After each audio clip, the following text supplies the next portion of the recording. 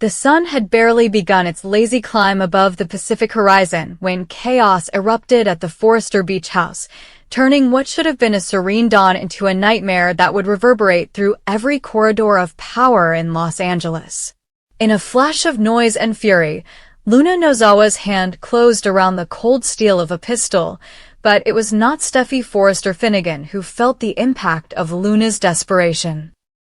It was Sheila Carter Sharp, Liam Spencer, and an unsuspecting third figure whose identity would send shockwaves through the city's elite once the dust settled. One instant, they stood together in the glass-walled living room that overlooked the crashing waves. The next, they crumpled to the marble floor as 3 separate gunshots rang out in rapid succession. Luna's eyes, wide with disbelief and anguish, watched as Sheila shielded Steffi from the second shot, as Liam sprang forward to pull Sheila to safety, and as the third, destined for a heart neither had expected, found its mark in someone entirely different.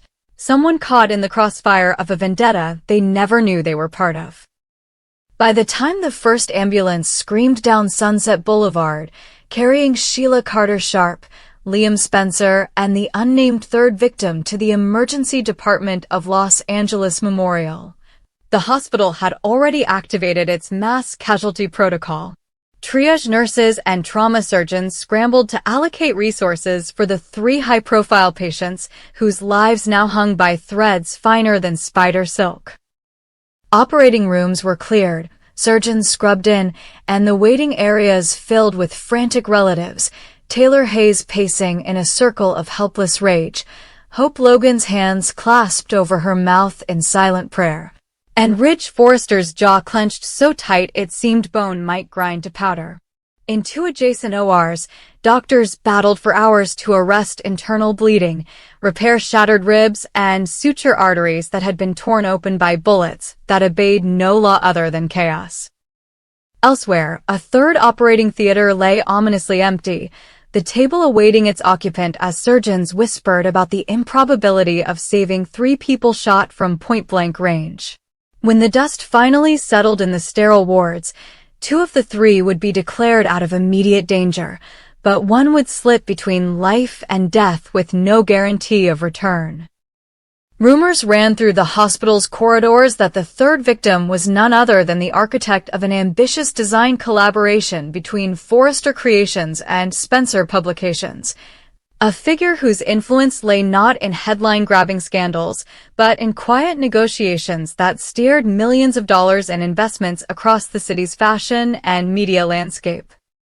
Their sudden incapacitation would leave alliances unsteady, boardroom deals voided, and a vacuum of authority that could only be filled by the most ruthless among the survivors.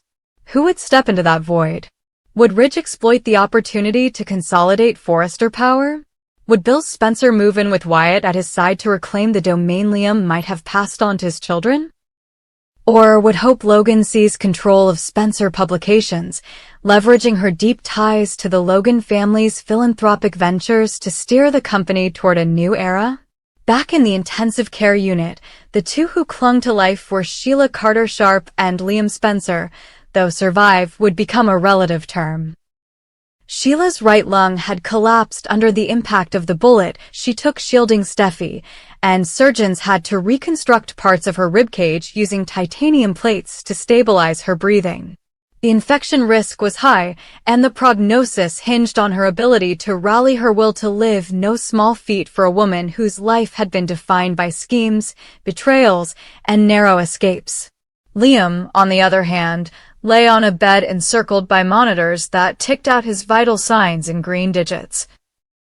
His liver had borne the brunt of the third shot, which severed a major artery and splintered through muscle and bone alike. Transfusion bags hung like crystalline chandeliers beside him, and doctors warned that any sudden spike in blood pressure could reopen the wound and flood his abdomen in seconds. Amidst it all, the woman he had once married, Steffi Forrester Finnegan, stood vigil, her hand clasped around his, tears mixing with the antiseptic scent of the ICU as she whispered half-remembered memories of happier times. But the most consequential outcome of that gunfire lay in whose heart had stopped beating forever. The third operating theater, cold and silent save for the hum of surgical lights, had played host to a drama far more tragic than anyone at Forrester Creations or Spencer Publications could have imagined. The victim was Jacqueline "Jackie" Romano, a behind-the-scenes strategist whose keen eye for talent had propelled both Ridge's couture empire and Bill's media ventures to unprecedented heights. Jackie's death in the operating room was a harrowing blow, not just to her family, her husband and 2 young children who had arrived at the hospital minutes after the shooting, but to every boardroom and runway in Los Angeles. Without Jackie's deft touch, countless contracts were left unsigned, runway shows put on indefinite hold, and partnership talks ominously stalled. Her absence carved a jagged wound into the corporate alliances that had long defined the city's power brokers. In the immediate aftermath, executives from both Forrester Creations and Spencer Publications descended on Jackie's hospital suite, not with condolences alone, but with urgent whispers about succession plans, financial contingencies, and the fate of multimillion-dollar ventures she once oversaw.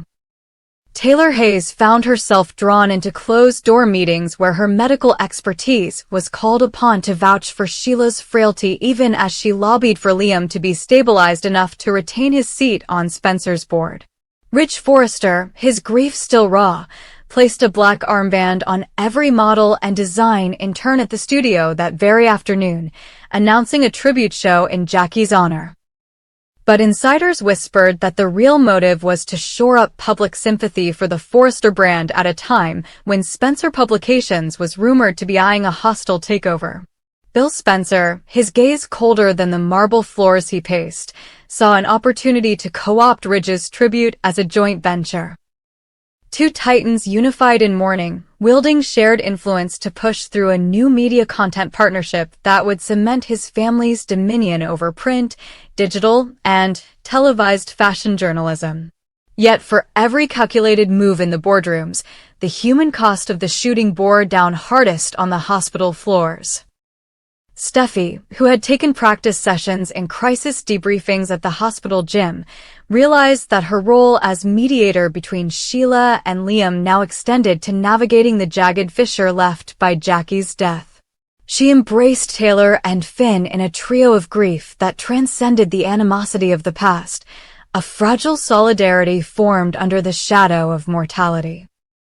Finn, torn between his loyalty to his mother and his promise to seek justice for Jackie's widow, wrestled with whether to testify about the circumstances that led to Luna's breakdown or to protect Luna's fragile mental state by invoking insanity defenses that might leave her institutionalized rather than imprisoned.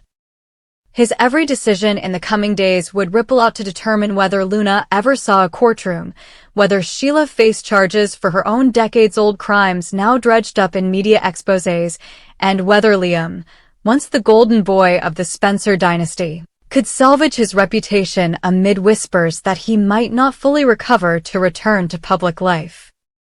Meanwhile, across the city, the Board of Supervisors convened an emergency session to discuss the possibility of tightening gun laws after 3 high-profile shootings in as many months had left Los Angeles reeling. Community groups rallied outside the hall, holding vigils for Jackie Romano and demanding accountability from state legislators.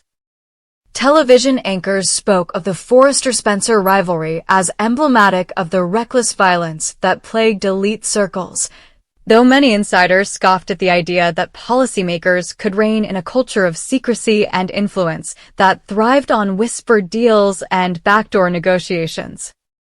Editorials called for compassion for the survivors, while op-eds decried Sheila's history of violence as disqualifying her from any claim to heroism, no matter the selfless act that cost her dearly in flesh and bone. Back at the hospital, as night fell and the Orange County lights blinked like distant constellations, only 2 beds radiated hope. Liam's breathing stabilized after another round of transfusions, and doctors cautiously announced that his surgery had been a success. He would live. But he would never be the same man who once scaled the corporate ladder with unshakable confidence. Brennan's scars now etched across his side would serve as daily reminders of the day ambition, vengeance, and protection collided in fatal fashion. Sheila, too, clung to life, her ventilator hum a lullaby for a woman whose violent past had finally collided with a moment of pure sacrifice.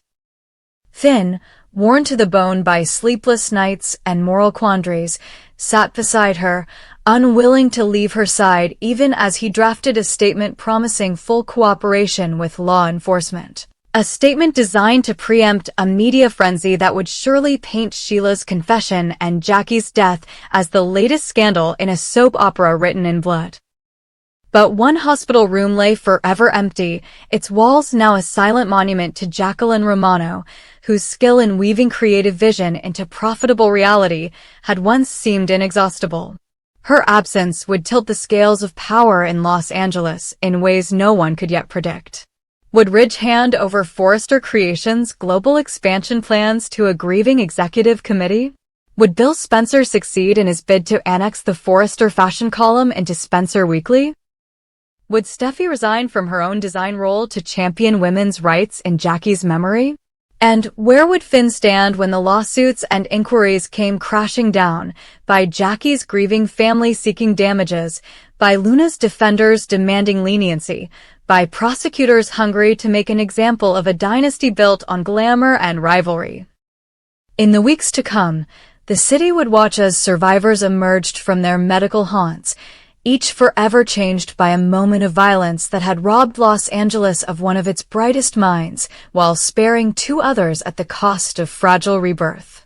The beach house, once a symbol of sun-drenched luxury and weekend reprieves, would be cordoned off as a crime scene, its walls echoing with the last sounds of betrayal and heroism intertwined. And in the court of public opinion, Sheila Carter Sharp would be alternately lionized as savior and condemned as criminal, Liam Spencer as tragedy returns and corporate scion fallen, and Jackie Romano as the unnamed casualty whose death would irreversibly realign the alliances and ambitions of every titan who called Los Angeles home. The question of who did not survive that chaotic dawn would become the catalyst for a power shift as sweeping as the ocean tides. One that would redefine loyalties, rewrite legacies, and leave the city wondering whether any seat of influence could ever feel secure again. Get ready for Monday, July 7th, 2025, because CBS's The Bold and the Beautiful is about to deliver one of the most heart-stopping hours in its storied history. Tensions have been building ever since Luna Nozawa, distraught, dangerous, and wielding a gun, declared war on anyone she blamed for her shattered world. But everyone knows there's only one person Luna really wants dead, Steffi Forrester Finnegan. Desperate to protect her daughter, Taylor Hayes finally convinced Sheila Carter Sharp to come forward with the truth about Luna's intentions. Now Sheila, Steffi's on-again, off-again nemesis turned unlikely ally, has made it her mission to stop Luna and save Steffi's life. She's racing toward the cliffside estate where Luna is hiding out, gun in hand, determined to research a way to defuse the situation. Taylor, still skeptical that Sheila could ever change, urged caution. Maybe call the police, maybe warn Steffi directly, but her doubts bought Luna precious time. Taylor will regret every second she hesitated once the gunshots ring out. Sheila arrives at the art studio just as Luna is leveling her weapon at Steffi. It's a moment that feels both inevitable and impossible to stop. The cracks are in the wood floorboards, the late afternoon sun slants through the windows, and every character's fate hangs in the balance. Luna, convinced no one cares about her despair, is ready to pull the trigger. Steffi stands frozen, loving and fierce in equal measure, and Sheila, driven by a fierce, newfound maternal instinct for Steffi, rushes in to wrestle the gun away. The result will leave at least one person bleeding, possibly more. Could Luna accidentally fire as she fights with Sheila? Could Steffi get shot instead? Might a panicked bystander, or even Taylor, who's finally raced down the cliff path, rush in and take a bullet meant for someone else? With Luna's finger on the trigger and her resolve hardened by years of abandonment and pain, there's no guarantee anyone walks away unscathed. Meanwhile, at the hospital, Finn's mind is in turmoil. He's still processing the shocking chain of events that led to this point: Luna's breakdown, her declaration that she'd kill Steffi, and her descent into violence. But while Finn tries to offer comfort to his mother Grace Buckingham over the phone, he's blindsided by a surprising new perspective from Lee Finnegan. Lee, the woman who rebuilt her life alongside Finn and Steffi only to see it all threatened by Luna's return, interrupts Finn's conversation and delivers a revelation that will change everything. Lee confesses she always feared Luna could never be redeemed, that no child raised in chaos could ever truly find peace. Yet watching Finn's compassion as he reached out to Luna in New York convinced Lee that maybe love can conquer trauma. She admits aloud that Finn's gentle influence might yet save Luna's soul, even as Luna's finger tightens on the gun. It's a confession that leaves Finn speechless. For the first time, he sees that the mother he adores isn't just a survivor, she's a believer in second chances, even for someone like Luna. As the drama crescendos between Sheila and Luna on the cliff, across Los Angeles another storm is brewing. Liam Spencer, ever the dutiful husband and father, harbors a secret that could shatter everything. Liam hasn't told anyone, least of all Bill Spencer, Wyatt Spencer, or his sons, that he's facing a terminal illness. Every moment he spends with them feels bittersweet, every laugh tinged with the knowledge that goodbye is coming far too soon. Monday's episode will cut to Liam in quiet reflection, phone pressed to his ear as he contemplates how to break the news. Does he call Bill, hoping his father-in-law will forgive old grudges? Does he reach out to Wyatt, the brother he's betrayed as often as he's supported? Does he try to make things right with little Will before time runs out? Each call could be his last, each word a final sentiment that defines his legacy. And while Sheila battles for Steffi's life on the cliff, and Lee reshapes her view of redemption at the hospital, Liam's journey toward acceptance and forgiveness will run parallel, drawing viewers into an emotional vortex where every relationship is tested. All of these threads converge on Monday, July 7th, 2025. Will Steffi survive? Will Luna be arrested or worse? Will Sheila's audacious rescue mission end in triumph or tragedy? How will Finn handle Lee's unexpected admission that perhaps love, not fear, is the only way to heal? And what final words will Liam share with the Spencers before he disappears from their lives? Strap in, BNB fans. The cliffhanger you've been waiting for is nearly here, and it promises to leave a crater in the canvas of every family in Los Angeles. Tune in, and let's discuss aftermath, fallout, and, if we're lucky, the first hints of hope rising from yet another bold and beautiful catastrophe.